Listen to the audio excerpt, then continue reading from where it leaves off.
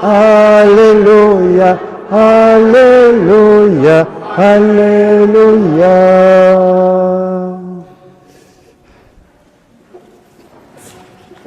Chers amis, d'abord bienvenue une nouvelle fois.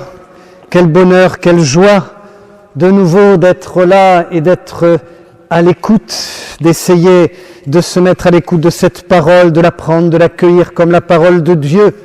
Évidemment, avec parfois cet ensemble de paraboles. Vous savez que Jésus parle en paraboles et qu'il faut toujours prendre dans ce contexte qui était celui, bien sûr, de l'époque, ce langage des rabbins, de situer, de donner le sens à une phrase, à une parole, à une idée, sous la forme d'une parabole, d'une histoire, évidemment, avec parfois cette métaphore. On peut être surpris parfois et se dire, mais alors, quand même, cette finale, cette exigence, est-ce que Dieu s'en prendrait à celui qui n'a rien? Vous voyez, je vais prendre la situation comme elle est dans cette parole de l'Écriture. Alors, permettez-le-moi, donc je voudrais resituer le contexte, bien sûr. Jésus est là au milieu des hommes, souvenez-vous, le Christ est envoyé par le Père, parce que les hommes n'ont pas réussi, n'ont pas pris vraiment cette parole au sérieux, ils n'ont pas réussi à suivre le chemin, on va dire, à être fidèles au commandement. Ils sont restés égoïstes, les prêtres même, et en tout cas de l'époque, étaient marqués par ce qu'ils vivaient. Il y avait de l'hypocrisie. Vous vous souvenez de ces paroles qui sont parfois difficiles à entendre de la part de Jésus. Mais enfin, et le Christ vient, il prêche, il guérit les malades, les lépreux, il les purifie, il pardonne le pécheur, il relève celui qui est fatigué, affligé. Il annonce une bonne nouvelle. Jusqu'à ce jour, vous et moi, nous écoutons cette bonne nouvelle, c'est-à-dire un message qui est censé nous relever, qui est censé nous redonner confiance, qui est censé nous prendre par le cœur, je dirais, nous redonner cette espérance dont nous avons tellement besoin. N'est-ce pas que vous êtes d'accord avec moi, hein? Bien sûr. Eh bien, c'est ça la bonne nouvelle, c'est ça cette bonne nouvelle. Voyez, vous allez voir où je vais en venir. Alors, ce bel évangile, bien sûr, le Maître s'en va, c'est le Christ, pour faire court, le Maître qui s'en va et qui réunit ses disciples et qui leur dit, voilà, à chacun je vais leur donner mon héritage. Souvenez-vous que Saint Paul redira souvent cette parole, il dira, vous êtes héritiers de Dieu, co-héritiers, participants de cette bonne nouvelle. Il leur dira, vous avez reçu cette grâce et ces dons. Même Saint Paul dira, il ne vous manque rien. Ça, c'est étonnant. Je n'ai pas d'explication. C'est étonnant. Nous qui sentons tellement à quel point nous sommes faibles, Saint Paul lui-même dit, mais vous avez tout reçu, tous les dons. Il ne vous manque rien. C'est merveilleux. C'est merveilleux. Réfléchissons un petit peu. Si vous regardez autour de vous, en vous, tout ce que nous avons reçu, ces trésors de grâce. Je disais, le Christ vient, il annonce une bonne nouvelle pour rappeler à l'homme qu'il va tout recevoir. Et quand il meurt et qu'il ressuscite, il reçoit ensuite l'Esprit Saint au moment de la Pentecôte, c'est-à-dire tous les dons de l'Esprit Saint. Vous voyez, il faut bien comprendre. Le Maître s'en va et il nous dit, vous avez tout reçu. Vous avez ma parole, vous avez la foi. Alors vous allez me dire, oui, la foi, parfois on la perd un peu, mais enfin vous l'avez reçue. Vous avez l'amour de Dieu, chers amis. L'amour du Père, que vous le vouliez ou non, vous l'avez. Que ça vous intéresse ou pas, vous l'avez, chers amis. Tout le monde, là, que je sorte dans la rue tout à l'heure chez le boucher, pareil, je lui dis ça. Évidemment, on me regarde avec des yeux tout ronds. Mais pareil, lui aussi, tout le monde. L'amour du Père. Le don inestimable, incalculable, la grâce, voyez, qui ne peut pas se mesurer. Dieu nous aime tellement. J'aime bien cette phrase, voyez, c'est vrai, l'homme porte en lui ce ciel comme un infini dont il ignore la fécondité. Un ciel. Chacun est un ciel. C'est-à-dire que chacun porte en lui une vie divine. Vous voyez, c'est pas compliqué ce que je vous donne, puisque Jésus vient à nous. Il se donne à nous, il se donne continuellement, il ne se donne pas occasionnellement. Certains pourraient dire, et parfois on a cette remarque, voilà, aujourd'hui je vais à la messe, j'ai reçu le Christ, j'ai écouté une bonne parole, c'est bon, tout est réglé. Non, rien n'est réglé, c'est le début, c'est le départ. Chaque dimanche à la communion, vous commencez quelque chose de nouveau. Il faut sortir, voyez, de ces parfois ces vieilles croyances. Pardonnez-moi si je vous dis ça. En tout cas, moi, j'en ai eu quelques-unes. Comme ça, voilà, tout est fait et on se rassure soi-même. Alors que la vie chrétienne n'est pas derrière nous, elle est devant nous. Voyez, ce n'est pas... Alors parfois on nous dit, ben oui, le rituel et les belles choses, etc., l'histoire, mais l'histoire c'est chaque moment, chaque instant. Chaque fois que vous répondez à Dieu, chers amis, vous commencez à ébranler le ciel. Chaque fois que vous dites oui, comme la Vierge Marie, que vous dites, Seigneur, que ta volonté soit faite. Immédiatement, le ciel s'ouvre. Les anges, l'Esprit Saint vous est envoyé. Je vous raconte pas des histoires, c'est la vérité. Puisque nous sommes devenus enfants de Dieu. Cette belle vérité, frères et sœurs, c'est ce trésor que nous avons reçu. Le Maître qui partage ses biens. Voyez, Dieu a partagé avec chacun d'entre nous ses dons, ses multiples dons. Écoutez bien la parole. Il leur donna selon leur capacité.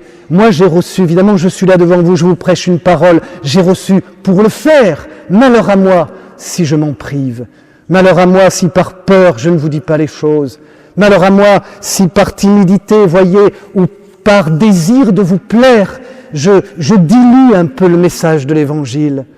C'est vrai, j'ai été longtemps en France, petite parenthèse, non pas pour m'en vanter, alors de retour en France, je retrouve cette ambiance de relativisme, de positivisme, voyez, celle d'Auguste Comte et tous les autres, où c'est tellement difficile de briser ce cœur, c'est vrai qu'il devient dur.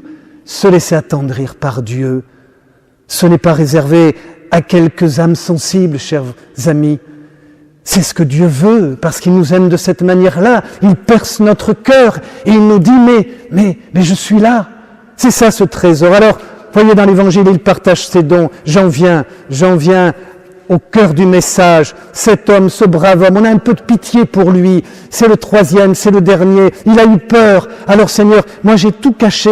J'ai mis ce talent dans la terre, etc. Le pauvre homme, ce serait radical, trop dur peut-être. Vous allez me dire, on est trop exigeant avec ceux qui sont plus faibles. Ce n'est pas ça. C'est que lui aussi, il a tout reçu. Il a tous les dons de Dieu. Il est conscient de l'amour de Dieu. Il a eu peur. Voyez, cette peur qui stérilise, qui paralyse, qui immobilise, qui enlise. Allez, je vais arrêter avec les lises, parce que, voyez, j'en ai encore toute une sauce, encore. Moi, j'aime bien, voyez, j'aime bien en rajouter, voyez, parce que la langue française est tellement belle. Mais c'est vrai, cette peur, vous l'avez tous. Vous êtes des peureux, vous aussi. Pardonnez-moi si je vous dis ça. Moi, je suis là que pour quelque temps, voyez. Mais moi aussi, si j'ai peur de dire une vérité. Si j'ai peur de dire, tout à l'heure une brave personne me disait, mais ce soir, aujourd'hui je vais pas à la messe, mais je vais brûler un cierge, parce que je reçois plein de monde, elle me dit, je peux pas m'en sortir. J'ai eu plein de compassion, pardonnez-moi si je vous dis ça. Et des fois je me le dis, est-ce que Dieu est le premier servi? Je n'en suis pas si sûr. Est-ce que Dieu est celui que nous cherchons à aimer d'abord, en priorité, en sachant qu'il s'occupe de nos affaires? Il l'a dit. Je ne sais plus si c'est Matthieu chapitre 6, versets 31 ou 33. Cherchez d'abord mon royaume et moi, et vous recevrez en abondance, c'est-à-dire que moi, je m'occuperai de vos affaires, chers amis. Nous sommes tous, pardonnez-le-moi, alors moi avec vous, je pourrais me mettre dedans, tous des serviteurs paresseux, qui ont peur, peut-être, sans doute. Et notre vie, bien souvent, au lieu d'être une dynamique de la confiance et de la joie, elle est une paralysie. Malheur à nous si nous empêchons les autres d'entrer dans le royaume. Malheur à nous si nous empêchons, et moi qui vous sers, voyez, croyez-le bien, je me prêche à moi-même. Si j'empêche les autres, peut-être pas vous parce que vous êtes là dans l'enceinte de l'église, mais les autres, ceux que je croise tous les jours, j'aime bien aller à leur rencontre.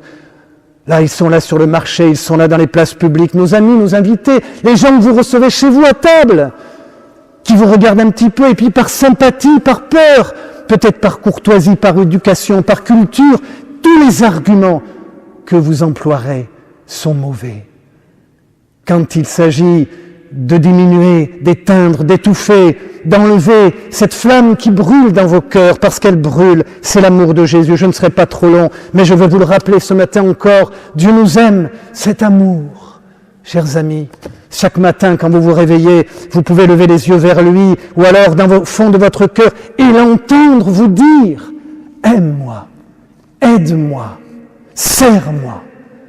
Croyez-le bien, vous l'entendrez avec une voix sourde, peut-être parfois en pleurant, peut-être parfois en gémissant, je le crois, comme Jésus souvent est apparu à certaines saintes, comme Marie, Marguerite à la Coque et bien d'autres, en gémissant et en lui disant « mais aidez-moi ».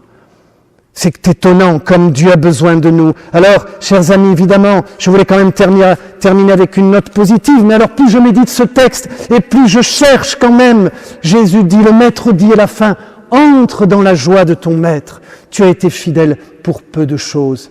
Parfois, je me fais cette remarque, peut-être que je me trompe, et je me dis, mais Dieu se contente de peu. C'est vrai, qu'est-ce que je lui donne? Je lui donne très peu. Du temps pour la prière, j'ai toujours l'impression de ne pas en donner assez. De prêcher, de ne pas assez le faire. De dire des vérités, parfois d'avoir peur de blesser les personnes, les amis, de perdre des amis parce que je vais dire ce que je pense, ce qui me brûle dans le cœur. Toutes ces choses, je m'en plains, je me dis alors, moi aussi je suis un serviteur qui enterre ces dons de Dieu par peur, par timidité et tous les arguments que je pourrais employer pour cela, voyez, non. Je ne crois pas que c'est ça. Relisons encore cette parole de Saint Paul. Il le dit bien. Alors, chers amis, réveillez-vous, évidemment. Nous ne sommes pas des fils des ténèbres, nous sommes des fils de la lumière. C'est beau ça, les fils de la lumière. Mais c'est vous, chers amis. Vous vous regardez dans une glace, que l'on vous dise du bien ou du mal, peu importe, soyez heureux. Parce que vous êtes des fils de la lumière, c'est-à-dire des enfants qui ont été touchés par Dieu, que Dieu aime. Quand Jésus vous regarde, quand le Père vous regarde, il vous embrasse de ses yeux, il vous embrasse de ses bras. C'est une métaphore que je vous donne, c'est comme ça que Dieu nous aime, nous les chrétiens, nous qui portons ce beau nom, voyez, de fils de Dieu. Nous sommes envoyés dans le monde comme des fils de la lumière. Le nom porte bien son nom, c'est-à-dire que dans ce que vous êtes, vous répandez un peu. Pas trop. J'espère davantage, et moi avec vous, de cette lumière de l'amour de Dieu. Voilà, chers amis, Saint Paul nous laisse cette parole. Je regrette qu'elle se termine comme ça, parce qu'il faut la lire en entier. Après, il rajoute, mais vous êtes des veilleurs. Je le crois.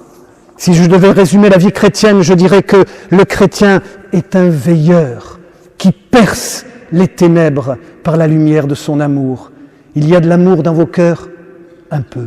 Un peu plus pour certains. Je le souhaite davantage chaque jour, un peu davantage, jusqu'à ce que vous et moi, chers amis, nous soyons embrasés d'amour, embrasés de Dieu, c'est-à-dire remplis, comme lorsque vous allez sortir de cette église, vous serez plein de Dieu. Vous allez causer et vous allez oublier dans quelques instants, après le repas, la bonne fête, tout ce que je vous aurais dit, toute cette parole. Moi aussi, parfois, ne croyez pas que je sois négatif, nous sommes comme ça. Mais de temps en temps, une parole revient. Alors je le souhaite, je prie l'Esprit Saint maintenant pour que ce jour soit comme une Pentecôte, puisque chaque parole de Dieu reçue est une Pentecôte. L'Esprit Saint est reçu dans les cœurs. Il réveille tous les dons, tous ceux et celles que vous avez reçus au moment du baptême. Vous partez, vous êtes des fils de la joie, des fils de la lumière.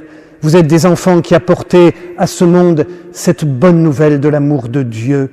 Vous êtes des veilleurs. Amen.